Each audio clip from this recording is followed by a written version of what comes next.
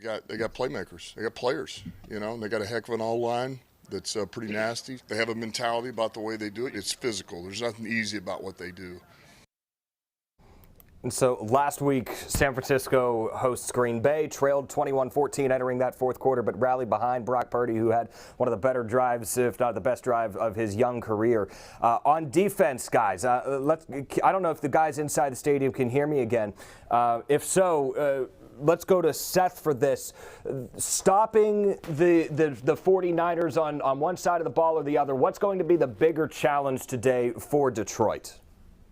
If you ask me, I think it has to be stopping the 49ers offense. I think they have so many weapons, and I also think that might be the weaker side of the ball for the Lions. So I think that their defense going up against the San Francisco offense is the key, and making sure that they kind of try to make them one-dimensional as much as you can. Christian McCaffrey is probably the best running back in football, one of the best weapons out of the backfield as well in football. So he can really do everything. You just mentioned Deebo Samuel is playing today. And then, of course, they have a star tight end in George Kittle. So they have a lot of weapons. This Lions defense has proven to be vulnerable at times this season. And I think that's the big key today. I think the Lions offense has proven they can move it against most defenses. I think they can beat themselves sometimes, but it's hard to really stop this Lions offense. So I think the Lions will be their defense against the 49ers offense. We're going to get back to Levi Stadium in just a minute. Going to squeeze in a quick break. After the break, I want to show you the drone show that happened in Detroit last night and also show you one fan who made his dedication to the team permanent before the season. Stick around. We'll be back in 30 seconds. 5-star rated Med1 Care, a popular choice for home health therapy services, invites you to leave your home and follow the golden path to Med1 Care Therapy Partners, our new outpatient physical therapy and rehab clinic offering physical therapy, occupational therapy, speech therapy, wound care, and more. We accept Medicare and most major insurances, giving you peace of mind so you can focus on just getting better. If you're establishing a new therapy or simply looking for better results, we invite you to call Med1 Care Therapy Partners. Visit med1caretherapypartners.org. The road to the NFC Championship. The Detroit Lions take on the San Francisco 49ers. Sponsored by Med1 Care. Now, here's your host, Josh Crew. Detroit Lions trying to get to their first Super Bowl. 4 teams in the NFL currently do not have a Super Bowl appearance. Cleveland, Jacksonville, Houston among the other 4. One fan in Michigan, one diehard Lions fan, thinks that this year is different, and he did so, or he showed his loyalty to the team by getting a tattoo on his arm, but he didn't get it yesterday. He didn't get it last week. He didn't get it when they won the division. He got this before the season, boys. He was confident that this year was going to be different and that the Lions were going to win the Super Bowl. So, Mark, describe Lions fandom here. I know you touched on it a little bit with the super fan. The casual fan in Detroit here. Why stick around with the team that has broken their hearts so much over the course of the last 3 decades as they waited to get back to this point? 4 words: Dan Campbell, Brad Holmes. Those are your 4 words, because those 2 men have changed this organization for, hopefully, Lions fans at least hope, decades to come. Brad Holmes has been a draft guru. He has picked guys up. Look at Amon-Ra St. Brown, a late round pick. Derek Barnes, who made the interception last week, game sealer, late pick. Penei Sewell, a first-round pick, but they hit it right on the money. And then obviously Dan Campbell, a leader of men. He's able to tell these guys what to do, how to do it, and they execute to perfection. So those 2 guys are the reason why the Detroit Lions are as relevant as they are today, being in the NFC Championship game. And I believe that's why fans all over, whoever the Lions fans are, because we've talked to them from Wyoming, Florida, Texas, doesn't matter where he's coming from, but everybody has hope because of those 2 guys. And then there's the guy by the name of Jared Goff, who grew up right around the corner here. March 18th, 2021 is when they traded for Jared Goff. Some people said he was just a great quarterback at the time.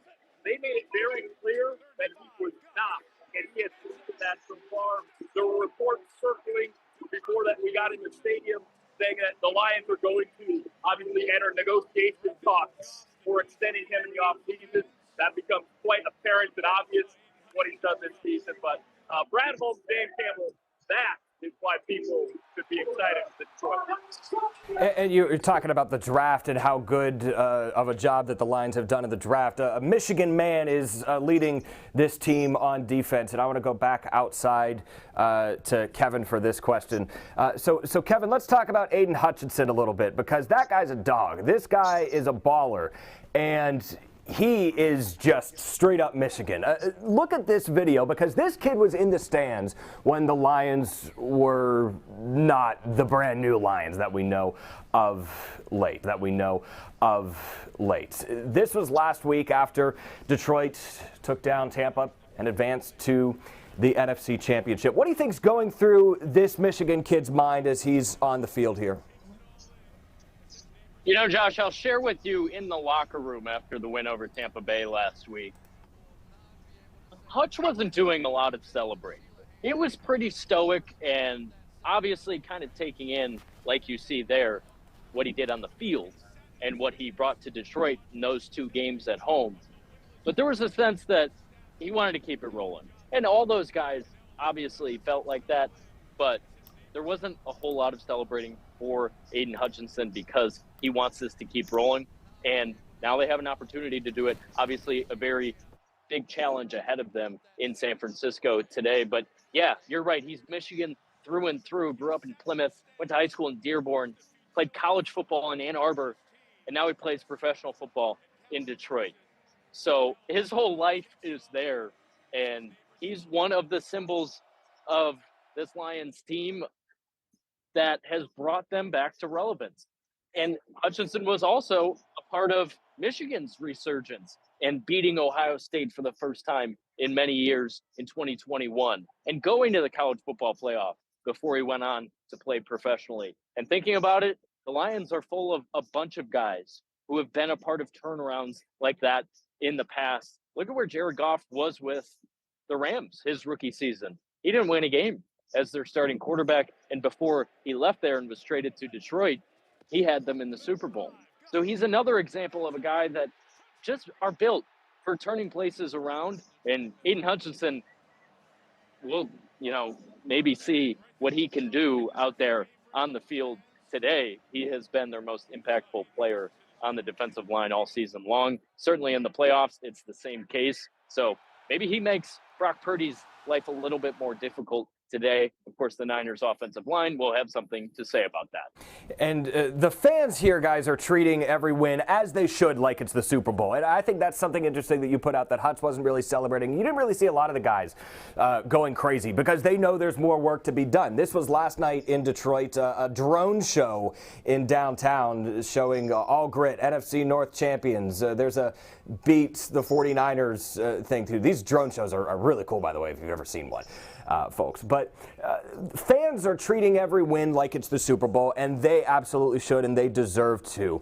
But we'll go back inside, and either of you guys who are in there can take this one. The fact that what is the mentality for the players here going into this game, not treating it like the end goal, because it is not the end goal? Yeah, I can take this one, Mark. I think the Lions players, they're looking at this game in a similar way that Lions fans are. They know how important this game is, not only for the franchise, but for the state of Michigan. And I mentioned it before we came out here in our coverage plan, even talking about this game, saying if the Lions were to even make the Super Bowl, just appear in the Super Bowl, it would be the largest sports story that the state of Michigan has ever seen. I know that we're coming off the heels of a Michigan football national championship. We've seen the Tigers win the World Series. We've seen the Pistons win the NBA title. We've seen the Red Wings have success. We have never seen the Lions in the Super Bowl. And just getting there would be one of the biggest stories, if not the biggest sports story in Michigan's history. So I think the players know that. I think they understand the gravity of the situation. They've obviously seen the increased media attention ahead of this game. Dan Campbell has talked about that on a number of occasions this week, about how many different ways these guys are getting pulled, trying to get interviews and questions, and their family and friends are reaching out to them. They're hearing so much more about their success right now than they're used to. And that's what kind of comes with the territory of winning. And winning franchises, they're used to that. But the Detroit Lions are not. So it'll be interesting to see how they handle that going into today's game. And if they were to win today, how they handle it going forward. But I think these players fully understand how big of a game this is. And also, I think there's a little bit of nerves that going into a game like this. This is the biggest stage that many of them, not all of them, but many of them have ever been on in their careers. So this is going to be interesting to see how they handle the stage tonight. But I think that it's one thing that everyone is understanding. This is massive, not only for the franchise, but for the fan base as well. Okay, so Mark, I'll ask you about the experience part of this then too, because the San Francisco 49ers are a team who have been on this NFC Championship stage before.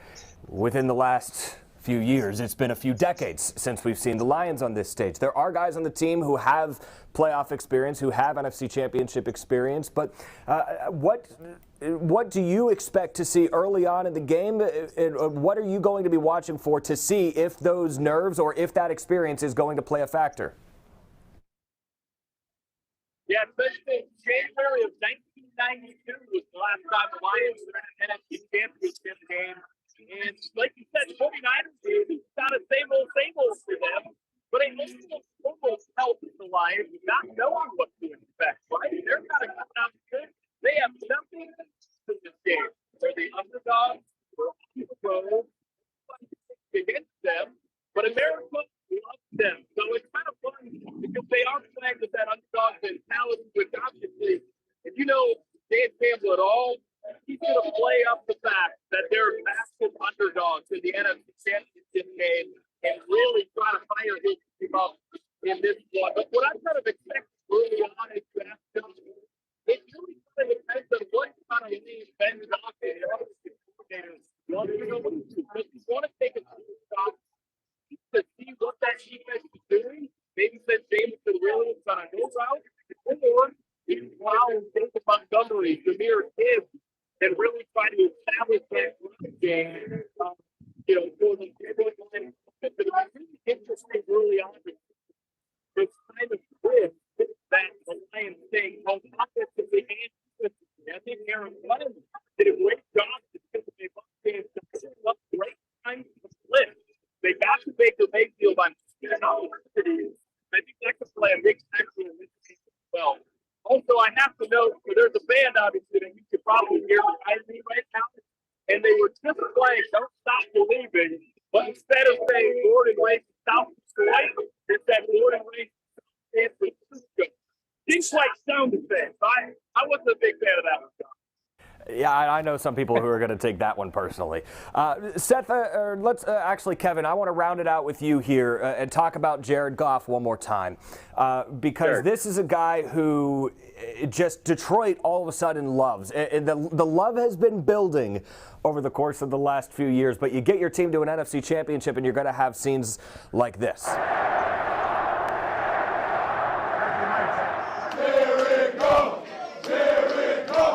The Jared Goff chants breaking out, of course, at Ford Field, but also at the Pistons game, at a Red Wings game. Heck, they were cheering Jared Goff at a high school cheerleading competition this weekend. So what pressure is on him, and how has he been responding to the increased attention and the love that this city has been showing him? Yeah, we were having some fun with that one tonight, or Twitter was, I should say, with putting the audio over just somebody walking through the grocery store chanting Jared Goff. Jared Goff chants breaking out at church on this Sunday morning. You never know where they're going to break out because the city and the state has really embraced this guy. And that question was posed to him earlier this week. How are you handling going home? And how much this city has embraced you as their chosen one, their hero, their savior, whatever you want to call it. But he's the quarterback of the Detroit Lions, and they're in the NFC Championship game. So it kind of comes with the territory, and I think Jared understands that. And, talking with his high school coach this week, a guy who was texting him this week, Jared knows that this is all part of it. This is all part of it. And that's actually the line he used to describe the situation he's in, where he's going back to his home area to try and beat the team that he grew up rooting for, while the entire state of Michigan is heralding this guy as its greatest sports hero in a long, long time. And it's true, and Jared gets all of it, and it doesn't seem to be phasing him really at all. Kickoff from Santa Clara, 6:30 p.m. Eastern Standard Time. About ready to see who's going to come out of the AFC as the Ravens get set for kickoff against Kansas City in that championship game. But that is going to do it for our championship crew here. For Seth Wells, Kevin McNulty, and Mark Pearson, I'm Josh Krupp saying farewell from Toledo. We cannot wait to see what the Detroit Lions do today. We can't wait to see our team's coverage later tonight. Guys, it's been fun hanging out with you. We appreciate it. Good luck there at Levi Stadium. We'll see you live tonight on Action News at 11 and throughout the rest of the day on social media. Take care, everybody. Thanks, Josh. Thanks, Josh. All right. Thank you, Josh. Thank you, everybody, for tuning in here from Toledo. We're signing off. Good luck, Detroit. We'll see you at 6:30 on Fox for the NFC Championship game. That does it here for this NFC Championship special. 5-star